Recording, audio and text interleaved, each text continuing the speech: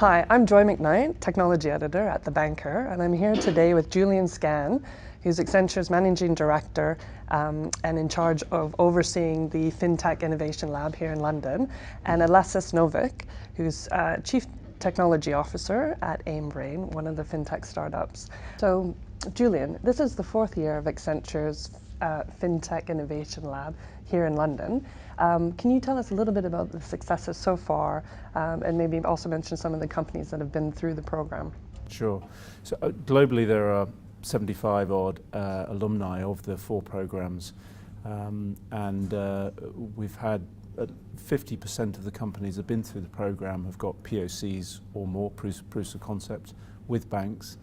Some of the notable stars so far have been Digital Shadows, who are experts in exploring areas of the dark web and looking at security breaches. They've had huge success in the US and the UK.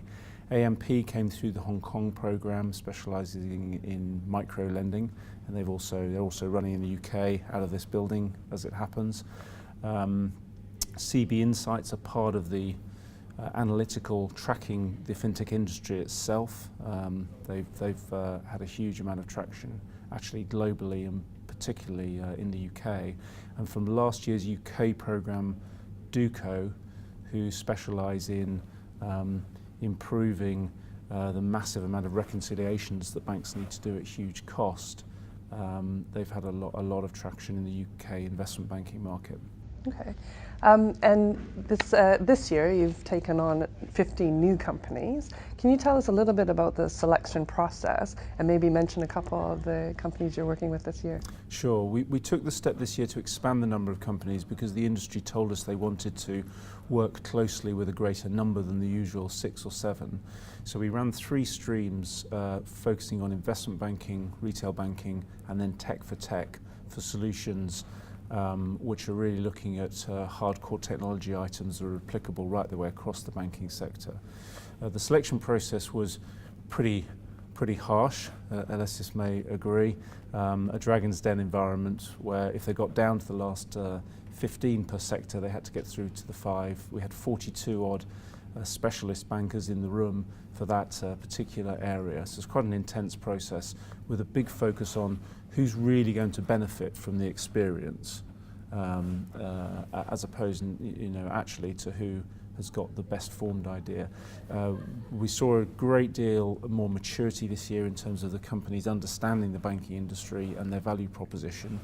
And I mean, companies like Aimbrain are a very good example of being much more ready to talk to the banks than what we've seen in previous years. A couple of other examples, PayKey, interesting payments proposition that looks to provide in a text environment a payment experience for me paying you very, very easily that could actually leapfrog even an Apple Pay proposition, for example, and some really cool stuff in an area that doesn't get a lot of exposure in the tech area of how you make documents completely electronic and get into the workflow issues that banks have from the document rather than trying to impose workflow on the top. So very interesting stuff. Wow, it sounds very, very interesting. And Alesis, Aimbrain is one of the 15 that will go through the 12-week program. Can you tell us a little bit about your company and your idea, how it came about? I hear you're going to try to kill the password. Of course. So Aimbrain is developing a mobile-focused biometric authentication platform which helps banks and payment processors know if their customers really are who they say they are. So the platform currently consists of 3 types of biometrics, which is behavioral, facial, and voice. With the behavioral biometric, we track not what the user enters, but how they enter it. So we look at things like touch pressure, typing speed, as well as device movement. The facial and voice biometrics are fairly self-explanatory. Take a picture, say a few numbers, get authenticated. So the idea came about from my co-founder, Andres Sutas, working at ARM, the microprocessor designer, where he saw that biometrics will be one of the biggest drivers of the future of smart devices. We then set out to develop an authentication platform that would work on any device that is currently on the market.